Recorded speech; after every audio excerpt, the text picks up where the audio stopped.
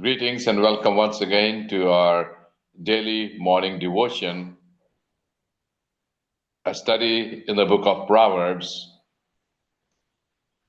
seeking divine wisdom from God, who is the source of all wisdom. To acknowledge God's wisdom and to receive this gift for our day-to-day life, following this wisdom which can lead us to face the world and to be victorious against the enemy of God and man. We are looking at Proverbs chapter 27, where the wise man is talking to us about God's wonderful plan for us, his desire for us to face the future that is before us. But in this experience, we are to face hurdles, certain individuals who tend to divert us away from God's word and from God's path of righteousness. We will focus our devotion today upon verse 3 and 4 of Proverbs chapter 27. Reading the word, verse 3, "A stone is heavy and sand is weighty, but a fool's wrath is heavier than both of them." Verse 4, "Wrath is cruel, and anger is torrent.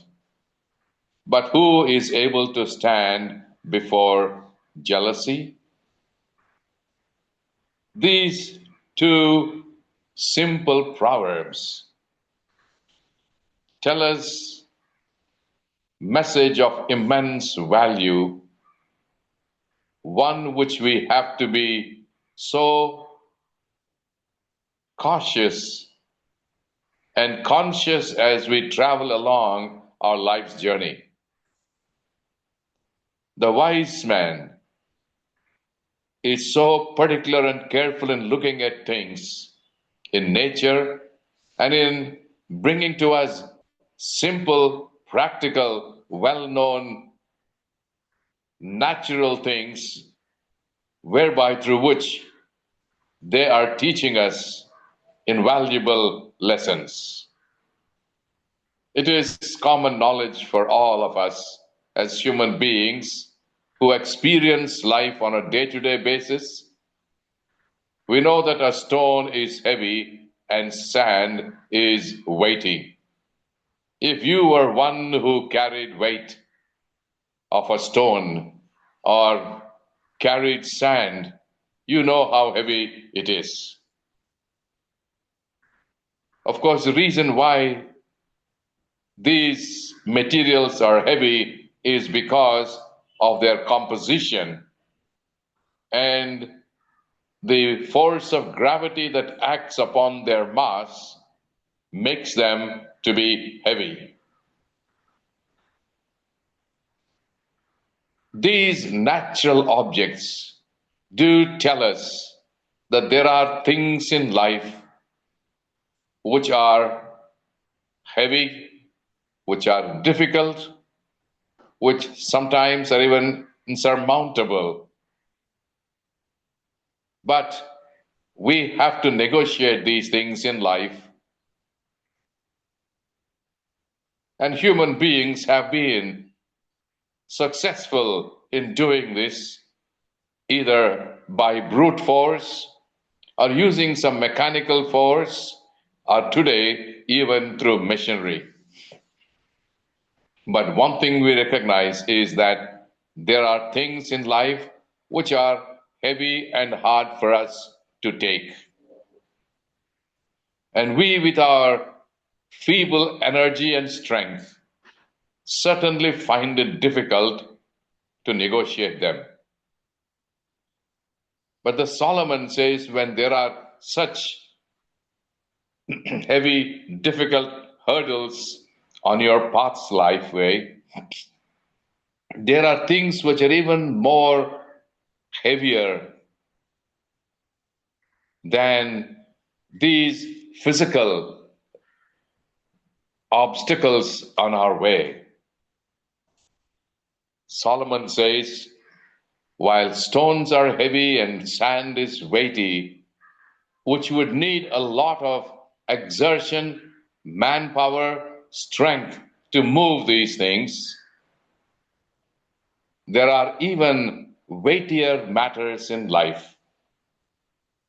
What we face simply on the outside world, in our day-to-day experiences, we may able to overcome these by various means, maybe pulling together strength to move these things, or maybe take some animal strength, strong animals that can move these things, or even use mechanical methods. But there are certain things in life which are heavier than this, but we can do nothing about it as a human being, except we look to a power that is higher and greater than anything that we can find on this earth. These self-evident truths that we see all around us in nature teach us lessons that in life, what appears to be heavy and difficult for us, or what we may see, and we may use our human efforts to overcome them. But there are things which are even more heavier than these natural things that we see. In the second line, it talks about a fool and his wrath. A fool's wrath is heavier than both of them. Talking about a fool, we know, is one who has rejected divine wisdom.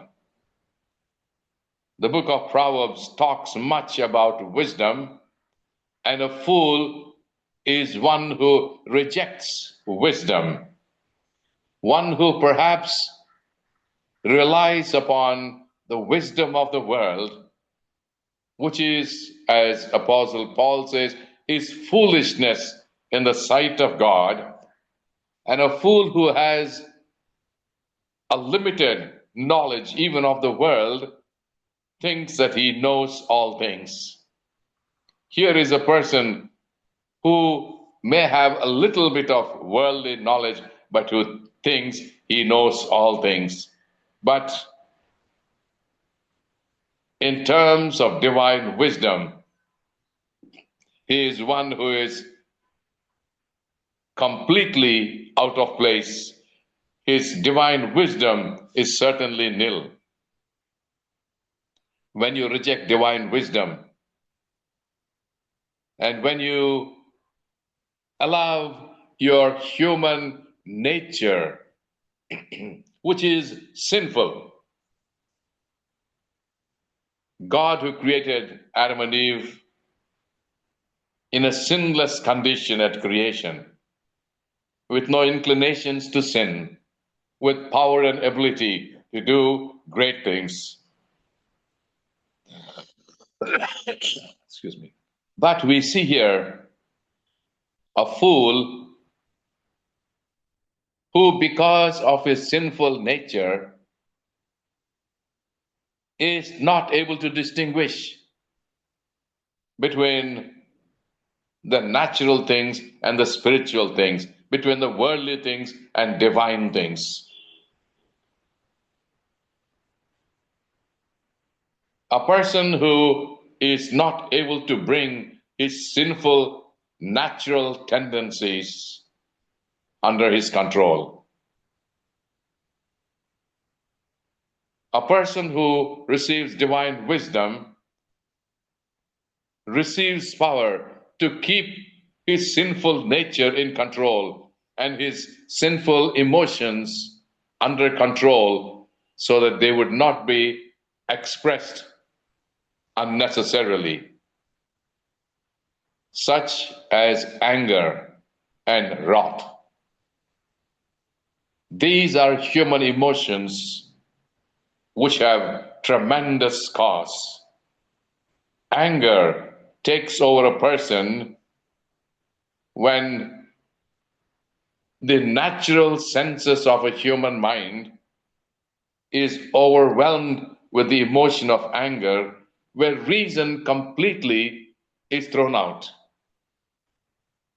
A natural human mind is a human individual who is made in God's image and likeness, has been endowed with this power to think, to reason, and to make decisions on their own. But a fool who allows his human, sinful nature to control his life has no power over his emotions.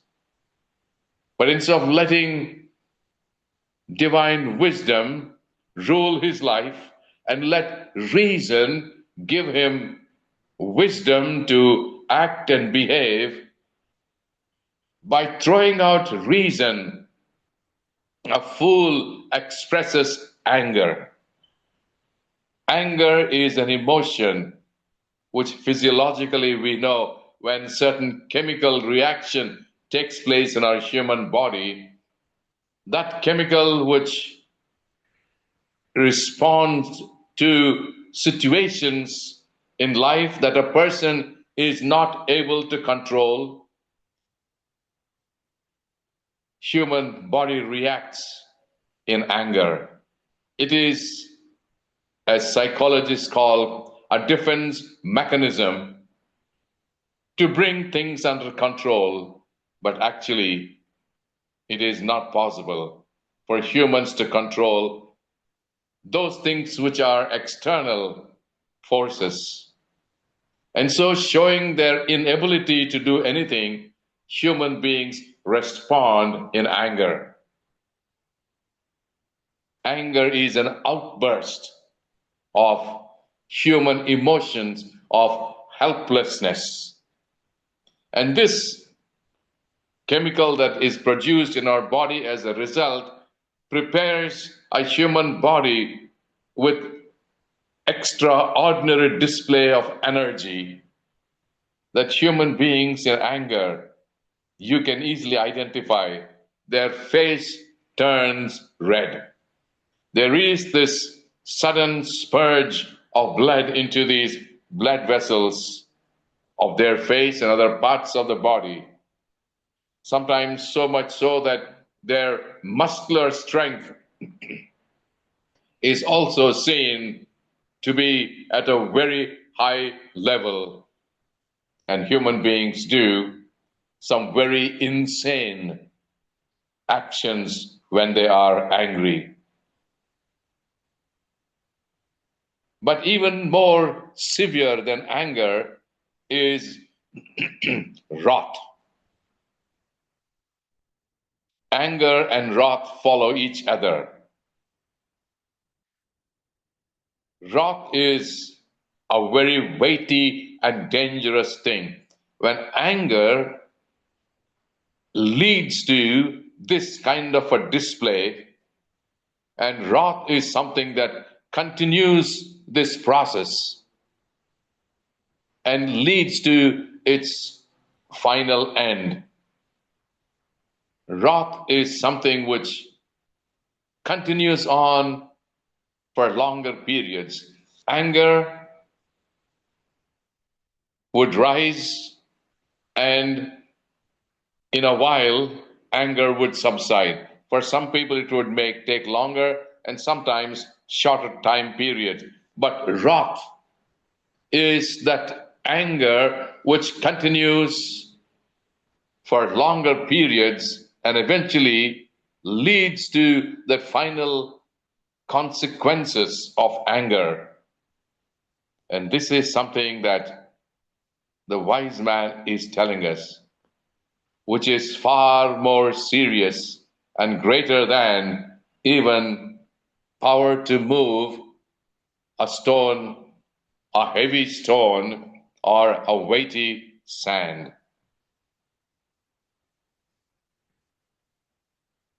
You can see how the wise man, in contrasting these heavy burdens and physical weights, either of sand or stone, comparing with something which is even far greater in its destructive force, is a fool's uncontrolled anger and the relentless consuming power of jealousy, which results in wrath. While anger may be short lived, wrath seeks for its conclusion, but jealousy is even worse. This kind of remains for life, making it even harder for people to bear it, and it is more dangerous. Jealousy is that behavior and attitude that one has against another simply for reasons which may go against a person's ego to hurt somebody, and their ego, when it is hurt, an individual cherishes jealousy, unable to bear another person who is far better and greater and superior to him, that this attitude of jealousy, of rivalry, and enmity continues almost lifelong. Thus, we see here how human nature, human behavior, and the uncontrolled sinful human nature in its outbursts of emotions can lead to serious consequences. When anger, which is provoked, certainly leads to irrational activities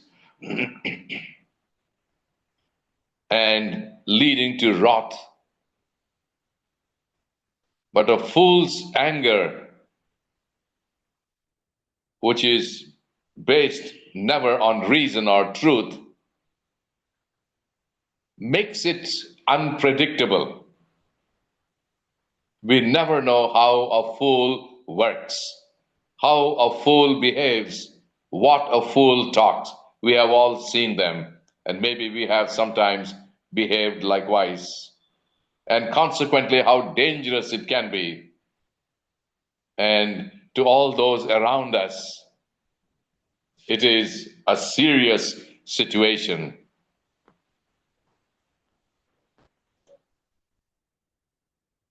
Certainly, these are situations that the Bible is warning us and preparing us that as we meet people, that we are to, in seeking divine wisdom, able to manage and be secure in your relationships with them. In Proverbs 12, verse 16, we learned the vexation of a fool is known at once, but the prudent ignores an insult. The wise man, in an earlier proverb, mentioned that the best way to deal with the fool is to ignore. You can let a fool speak as much as he wants and simply say nothing and ignore their irrational talk is perhaps the best way to behave and to calm down a fool's anger.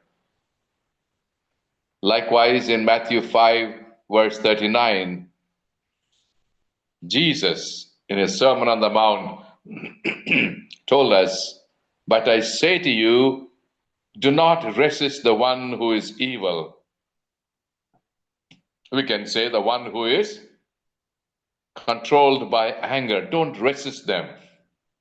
Leave them alone. Don't counter them. Don't confront them. Leave them alone. Don't resist. In fact, Jesus said, if anyone slaps you on the right cheek, turn to him the other also. It is a fool who slaps somebody.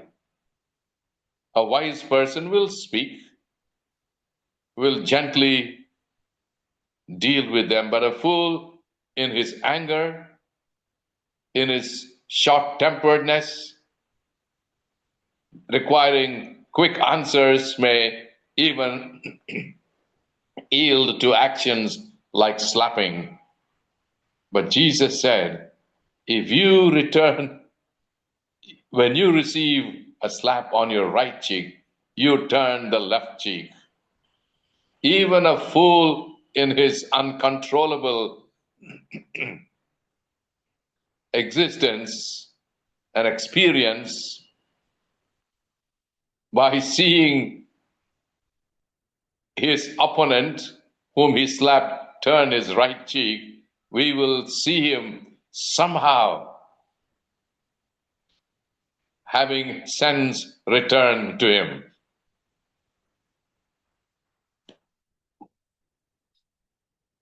Certainly he will wonder, why did this person whom I slapped you is turning the other cheek?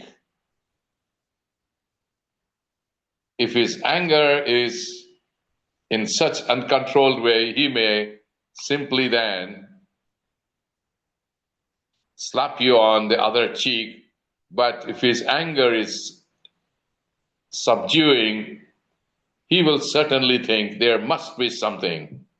And certainly there is great truth in what Jesus said. We should not meet anger with anger, but meet anger with something more sublime, like silence. And instead of being proactive, you be quiet and calm and be willing to even endure hardships so that this certainly can change even the mind of a fool, at least at a later time. Let us not look for trouble to increase trouble, but rather do everything within our reach to subdue and to bring down trouble. As First Peter in chapter 4, verse 15 tells us, but let none of you suffer as a murderer or a thief or an evildoer or as a meddler. We are called upon never to look for trouble, but rather we should acknowledge and recognize trouble as it persists. And it is part of wisdom that we show sympathy. The power of sympathy is strong, even to touch a fool. When such people recognize your sympathy, that you even are willing to endure that pain, would perhaps turn their minds to change their attitude. And so we are called upon never to be the aggressors, but those who would calm things down. Thus, you may even help a fool in his condition. The wise man tells us that there are different types of fools. Some who are impetuous and self willed. They'll never take counsel from others, never seek advice. For these fools lack self discipline. They are always ready to blurt out false accusations and purposefully tell lies in their uncontrolled anger, where they have no powers to control themselves, but their sinful nature can easily be seen in their words and actions.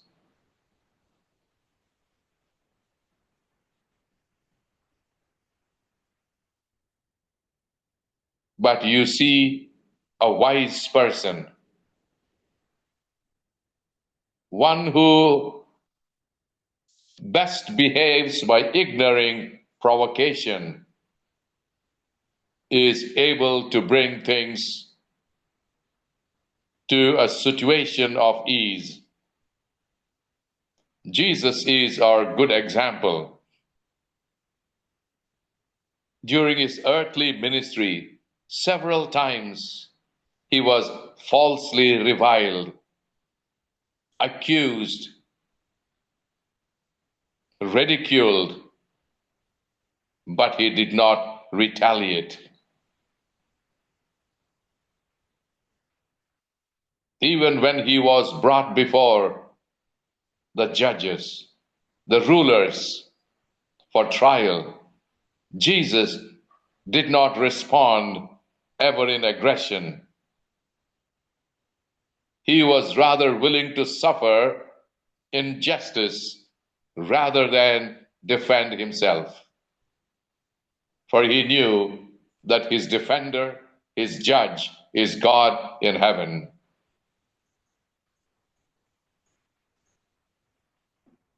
Like Jesus, when we do good and are willing to suffer,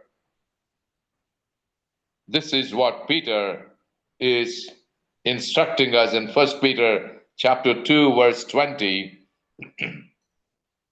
For what credit is it if when you sin and are beaten for it, you endure?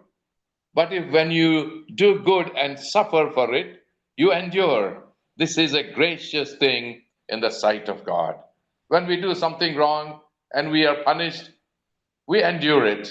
That is the part of the consequence. But when you do good and you still have to suffer, he says, endure it. Because this is a gracious thing in the sight of God. This is certainly great admonition that Apostle Peter is giving to the early Christian church. We are going to face such situations where we will be called upon to endure severe trials and situations, but he says we should be careful to endure it. Solomon, who himself acknowledged the hurt that is inflicted by wrath and anger in his own experience, he tells that wrath is the result of anger, but both of these, we know, usually end in cases where feelings of jealousy and violence continue to persist and lead to acts of revenge. God said, "Revenge is mine." You never go to take revenge on somebody. Paul warns us in Romans 12, verse 19, "Beloved, never avenge yourself, but leave it to the wrath of God. For it is written, 'Vengeance is mine, I will repay,' says the Lord." While you may be at the present time suffering somebody's anger and wrath, you do not take revenge upon them, for that perhaps would enable jealousy to continue between you and the other. Leave vengeance to God, for God who sees all things, who knows all things, in due time, he will repay the avenger. There is a day of judgment that we all are waiting for. And certainly, God will execute judgment and rightly repay those who have unjustly harmed us.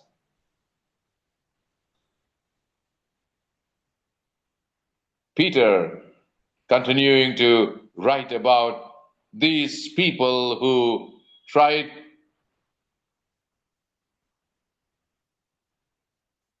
to unjustly accuse others, Peter is telling his believers, put away all malice and all deceit and hypocrisy and envy and all slander. These are characteristics of the people of the world. These things which will only cause enmity and lead to destruction. We are called upon to put away such characteristics which are worldly. And Apostle Paul, in admonishing the Galatians, talks about the works of the flesh and contrasting with the works of the Spirit. And we know the works of the Spirit in Galatians 5:22 and 23: love, joy, peace, long-suffering, goodness, meekness, patience, and temperance. But in contrast to these, we have the works of the flesh. And we many times do not look at these carefully. These include idolatry, sorcery, enmity, strife, jealousy. Right there is jealousy. This characteristic feature of the works of the flesh: envy, dissension, division, rivalries, anger, drunkenness, and all of these things which are of the flesh. And Paul clearly says that those who do such things will not inherit the kingdom of God. If we are those who let jealousy, envy, wrath, and these other characteristics of the flesh, if we allow these to persist in our lives, Paul clearly says we will have no part in the kingdom of heaven. We need to keep ourselves clear of these characteristics of the flesh. David's example is outstanding. When he joined with Saul in fighting their enemies, David destroyed his 10,000s. And when David returned back from the war, the women of Jerusalem went out to sing, saying, David killed his 10,000s and Saul killed his thousands. This comparison enraged Saul. He hated David for the glory and accolades that he received. And ever since, Saul let this jealousy persist in his life that he began to hate David, who was his own son-in-law. Can you see how when emotions are left to be uncontrolled, when we let emotions rule our lives to surpass our wisdom that God has given, it can lead to such extreme conditions that a human like Saul had to be rejected, being a king whom God himself chose. But David, who was able to overcome these situations and even had Saul within his reach, but never let revenge overtake him. He said, I cannot lay my hands upon the Lord's anointed. And so we see, though David too was a sinner, but yet by showing and exercising divine wisdom, he was able to show he was far greater and superior, and perhaps the best king that God appointed for his people, Israel. And David is called to be a man after God's own heart. That can be the change and transformation that happens when we let divine wisdom and God's Spirit guide the lives of such people. And so today we receive this wonderful admonition of how we should be always willing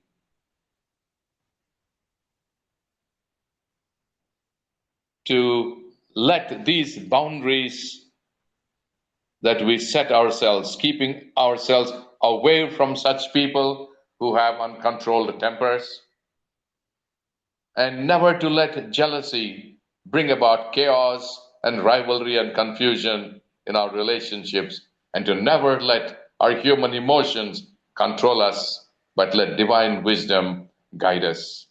May this wonderful admonition by the wise man become our experience so that we may follow this in our lives and be found ready and worthy for God's kingdom. God bless each one and have a blessed day.